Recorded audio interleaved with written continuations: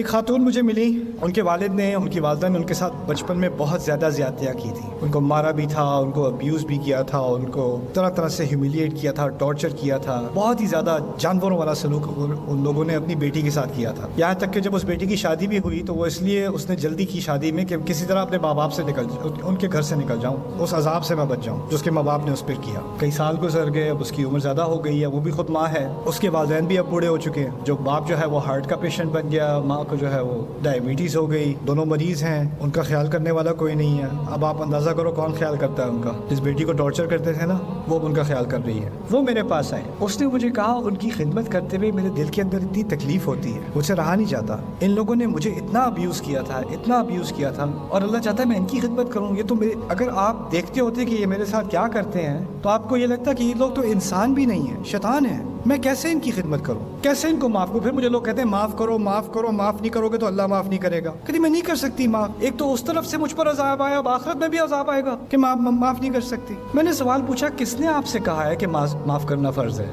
کہاں سے غلط فہمی ملی ہے آپ کو؟ وَلَمَنِ انتصر بَعْدَ ظُلْمِهِ فَأُولَٰئِكَ مَا عَلَيْهِم مِّن سَبِيلٍ. اگر کوئی اپنی مدد کرنے لگے، اگر انصاف کی طلب کرے، اس کو باقاعدہ ڈیمانڈ کرے، اس کے خلاف آپ کوئی کیس نہیں کر سکتے. اللہ تعالیٰ نے اس کی کھلی چھٹی دے دی. اور پھر بعد میں بھی یہ بھی کہا ہے فَمَنْ عَفَا وَأَصْلَحَ فَأَجْرُهُ عَلَى اللَّهِ. جو معاف کر دے اور ریکنسائل کر سکے، کر لے، اس کا اجر اللہ کے ہاتھ، اس کے اللہ کے ذمہ ہے. لیکن یہ کسی نے کوئی کنڈیشن نہیں ڈالی، لازمی ہے معاف کرنا. یہاں تک کہ یوسف علیہ السلام کے بیٹوں نے ان کو اتنا ٹارچر کیا تھا، اتنا ٹارچر کیا تھا، آپ کو شاید علم نہ ہو، ان کی بیویاں بھی اپنے سسر کی توہین کیا کرتی تھیں، ان کے پوتے بھی اپنے دادا کی توہین کیا کرتے تھے. لولا ان تفندون میں اس بات کی طرف اشارہ ہے، یعنی صرف بیٹے ہی توہین نہیں کرتے تھے، ان ابانا لفی ضلال مبین انک فی ضلالک القدیم، بلکہ ان کا پورا گھرانہ ایک نبی کو جانتے ہوئے کہ وہ نبی ہیں کئی سالوں ان کی توہین کرتے رہے، وہ ٹارچر سے گزرے ہیں. اور بعد میں جب سارا معاملہ حل ہو گیا تو آتے ہیں ہمارے لیے بھی دعا کر دیں، یا ابت استغفر لنا. یہ کوئی آسان کام ہے؟ یہاں تک کہ نبی کے لیے بھی آسان نہیں ہے. اس نبی نے بھی کہہ دیا، یہ نہیں کہا اجل یا ای یا نعم، کہا سوف استغفر لکم ربی، کروں گا ذرا بعد میں، ابھی نہیں،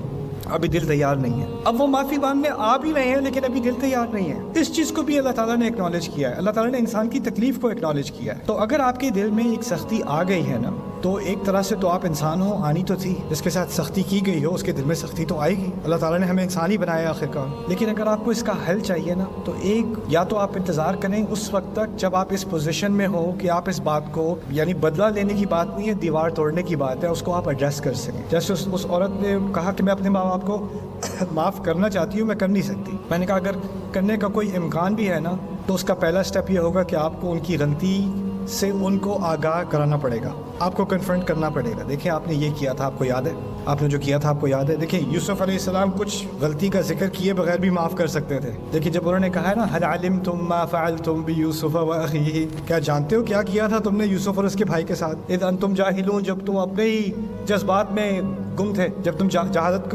کا تعلق جذبات سے بھی ہے، جب تم اپنے جذبات میں گم ہو کے تم نے جو نفرت دی ہے مجھے، میرے بھائی کو، جانتے ہو تم نے کیا کیا تھا. یعنی کنفرنٹ کرنا پڑتا ہے. اگر کنفرنٹ نہیں کرو گے تو وہ دیوار نہیں ٹوٹے گی. اور ہو سکتا ہے اس دیوار ٹوٹنے کے بعد پھر امکان ہوتا ہے، ہو سکتا ہے کہ میں معاف کر سکوں، لیکن جب تک وہ نہیں ہوگا نا تو معافی جو ہے وہ بھی آرٹیفیشل ہوتی ہے. اس طرح ہم لوگ، بچوں کی لڑائی ہوتی ہے تو کہتے ہیں چلو گلے لگو، ہاتھ ملاؤ، مسئلہ حل ہو جاتا ہے. ایسے وہ گلے لگاتے ہوئے بھی میں تجھے چھوڑوں گا نہیں. لیکن دل میں تو بات رہ گئی نا. ہم اوپر سے مسئلہ حل کرتے ہیں، اندر کا مسئلہ حل نہیں کرتے. اندر کا مسئلہ تبھی حل ہوگا جب آپ کسی کو کنفرنٹ کرو گے. اور اگر آپ ابھی اس پوزیشن میں نہیں ہو کہ آپ کنفرنٹ کر سکو تو ابھی صبر کا مرحلہ ہے. کبھی کبھار یعقوب علیہ السلام کئی سال اس پوزیشن میں نہیں تھے کہ وہ اپنے بیٹوں کا سامنا کر سکیں اس طرح سے. اس وقت کہا تھا انما اشکو بثی وحزنی الی اللہ. تو جب وہ ایک وقت آ جاتا ہے پھر اس کے بعد اللہ تعالیٰ وہ دروازہ کھول دیتا ہے. میری دعا ہے کہ اللہ تعالیٰ آپ کے دلوں کو نرم کرے، اور جو جس تکلیف سے آپ گزرے ہو، شاید وہ پیرنٹس کی طرف سے آئی ہے، بچوں کی طرف سے آئی ہے، شاید وہ شوہر کی طرف سے آئی ہے، بیوی کی طرف سے آئی ہے، کسی کزن کی طرف سے آئی ہے، کسی کی طرف سے بھی ہے. ہوتے یہ ڈرامے گھر میں ہی ہیں، کسی غیر سے نہیں آتی تکلیف. جو دل کے قریب ہوتا ہے نا وہی تکلیف دے سکتا ہے. اسی لیے انبیاء کی زندگی میں جو سب سے بڑی مشکلیں تھیں وہ گھر والوں کی تھیں. باہر کی کسی دشمن کا مسئلہ نہیں تھا. یہاں تک کہ موسیٰ فرعون کے گھر میں ہی پلے بڑے ہیں، وہ بھی ایک طرح سے گھر والی بات تھی. تو یہ چیزیں جو آپ کی فیملی میں ہوتی ہیں، میری دعا ہے کہ اللہ تعالیٰ آپ کے دل کو وہ صلاحیت دے کہ آپ اس کا سامنا کر سکو انشاءاللہ.